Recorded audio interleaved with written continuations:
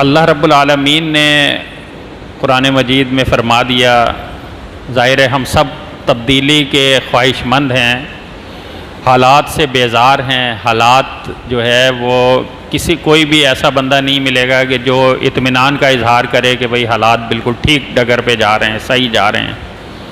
تو حالات ہر اعتبار سے خراب ہیں، دین کے اعتبار سے، عقیدے کے اعتبار سے، معاملات کے اعتبار سے، اخلاق کے اعتبار سے، لین دین کے اعتبار سے، سیاسی اعتبار سے، معاشرتی اعتبار سے، یعنی ایسے حالات جو ہمارے بزرگوں نے کبھی سوچے نہیں تھے۔ بچوں کو قابو کرنا مشکل ہو رہا ہے، یعنی موبائل ان سے چھیننا، ان سے لے لینا اور ان کو پڑھائی کی طرف لانا کتنا دشوار ہو رہا ہے۔ اور عدم تربیت کا اب صورتحال یہ ہو گئی ہے کہ رشتہ داریاں قائم ہوتی ہیں اور رشتہ داریاں چند مہینوں کی ہوتی ہیں اور پھر خلا کی نوبت آتی ہے یا طلاق کی نوبت آ رہی ہے۔ کتنے جو ہے نا واقعات جو خلا اور طلاق کے، جس کا تناسب جو ہمارا میڈیا ہے وہ بتاتا ہے کہ تناسب انتہا کو پہنچا ہوا ہے، انتہائی بڑھ چکا ہے۔ تو اب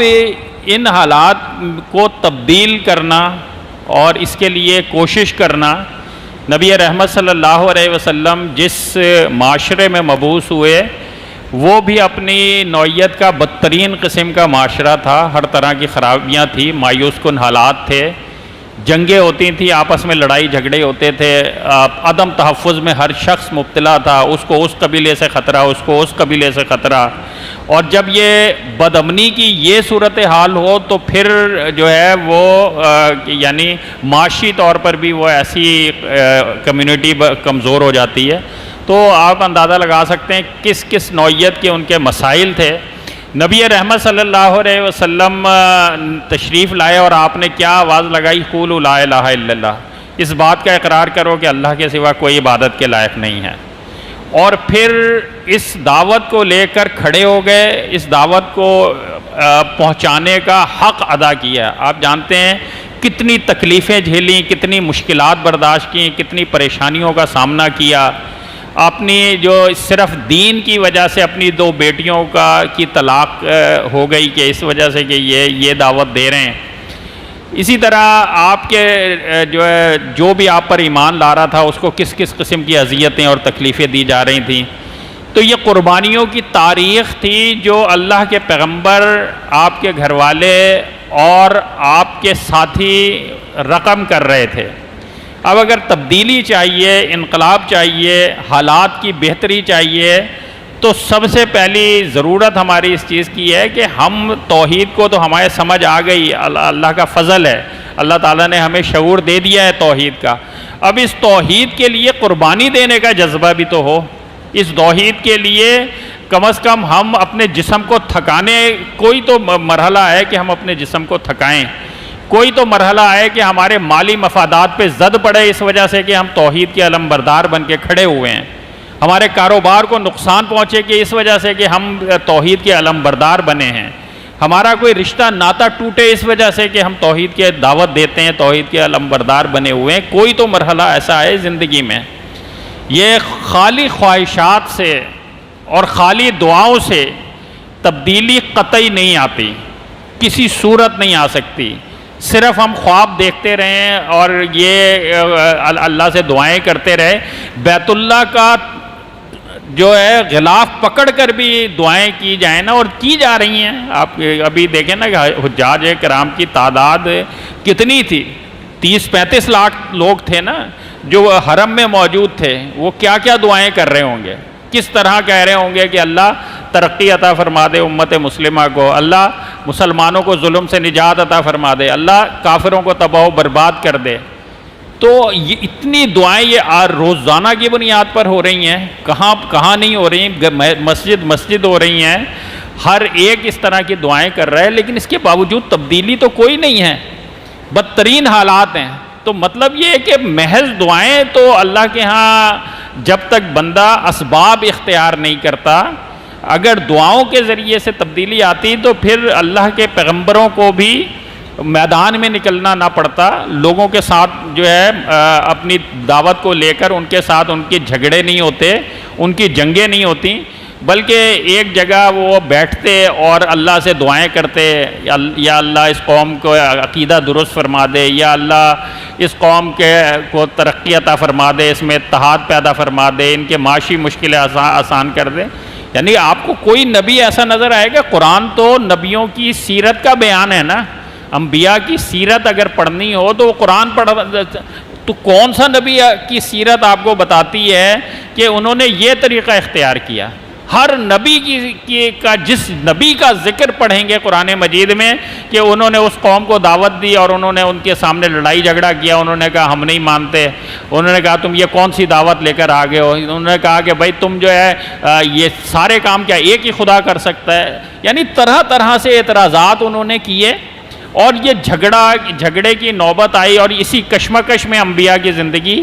بسر ہوئی۔ تو اب یہ جو کشمکش ہے حق اور باطل کی، سچ اور جھوٹ کی، صحیح اور غلط کی، جو یہ کشمکش انبیاء کی زندگی میں ہے، یہی ہر مومن کی زندگی کا خاصہ ہے، یہی صحابہ کرام کی زندگی کا خاصہ ہے، یہی تمام ہمارے اسلاف نیک لوگوں کی زندگی کا خاصہ ہے۔ کبھی بھی مومن مطمئن نہیں بیٹھتا کہ بھئی وہ بس حالات لوگ جس ڈگر پہ چل رہے ہیں چلنے دو، ہمیں کیا اس کی پرواہ، میں تو اللہ سے رابطے میں ہوں، میں تو نمازیں پڑھ رہا ہوں، میں تو رات کو تہجد کی نماز بھی پڑھ لیتا ہوں، قرآن مجید کا ترجمہ بھی میں پڑھ رہا ہوں، قرآن مجید بھی میں پڑھ رہا ہوں۔ تو اس طرح کا جو یعنی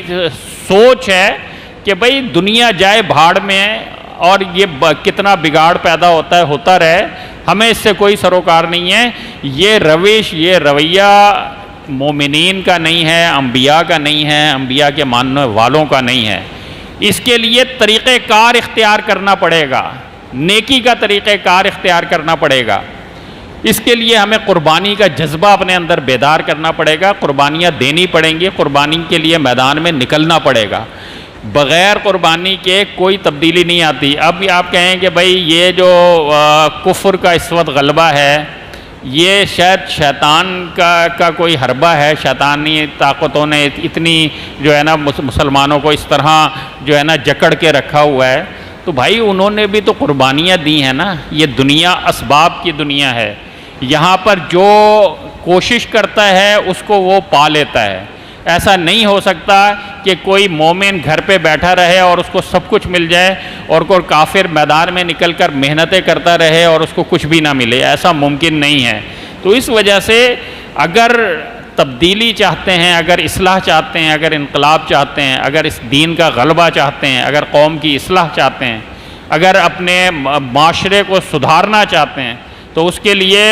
جذبہ اپنے اندر عزم بیدار کرنا ہوگا اور قربانی کے لیے میدان عمل میں نکلنا ہوگا، اپنا پسینہ بہانا ہوگا، اپنے جسم کو تھکانا ہوگا، ذمہ داریاں لینی ہوں گی، اور کوشش یہ کرنی ہوگی کہ جس ڈسپلن میں رہ کر تبدیلی آتی ہے اس ڈسپلن کا حصہ بن کر رہیں اور اس میں اپنی ذمہ داریاں ادا کریں، اپنا کردار ادا کریں۔ تو کوئی بھی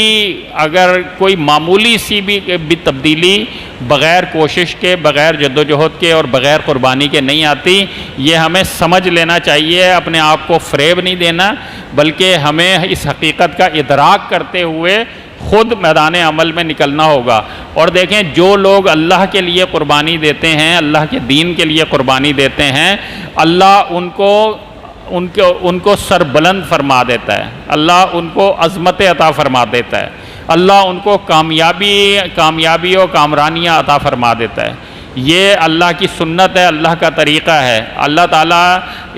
نے قرآن مجید میں جا بجا فرما دیا ہے وَلَا تَهِنُوا وَلَا تَحْزَنُوا وَأَنْتُمُ الْأَعْلَوْنَ إِن كُنتُم مُؤْمِنِينَ، کہ ڈرنے گھبرانے کی ضرورت نہیں ہے، اگر تم مومن ہو تو کامیاب تم ہوگے۔ اور کہا حقاً علینا نصر المومنین، ہمیں کوئی پابند نہیں کر سکتا، لیکن ہم نے اپنے آپ کو خود پابند کیا ہے کہ ہم مومنوں کی مدد کریں گے۔ تو اللہ مدد پر آتا ہے ان لوگوں کی جو میدان میں نکلتے ہیں۔ اللہ ان کے ساتھ ہوتا ہے. اللہ کی معیت میں جب وہ محنت کرتے ہیں, کوشش کرتے ہیں, قربانی دیتے ہیں, تو آپ اندازہ لگا سکتے ہیں کہ کتنا بڑا انقلاب اور کتنی بڑی تبدیلی آ سکتی ہے. اس عزم کو بیدار کرنا, اس عزم کو بیدار رکھنا, یہ اس وقت کی ضرورت ہے, ورنہ حالات جس نہج پہ جا چکے ہیں اس میں اگر ہم بھی ہاتھ پہ ہاتھ دھرے بیٹھے رہے تو یقین کریں کہ آنے والا وقت اس سے بھی زیادہ بدترین ہوگا, اور پھر ہماری آنے والی نسلیں نہ الحاد سے جو ہے بچ سکتی ہیں, نہ شرک اور کفر اور بدعتوں سے بچ سکتی ہیں. اس کے لیے یہ کام ہمیں کرنے کی ضرورت ہے. اللہ تعالیٰ سے دعا ہے اللہ تعالیٰ مجھے اور آپ کو عمل کی توفیق دے. وآخر دعوانا ان الحمدللہ رب العالمین.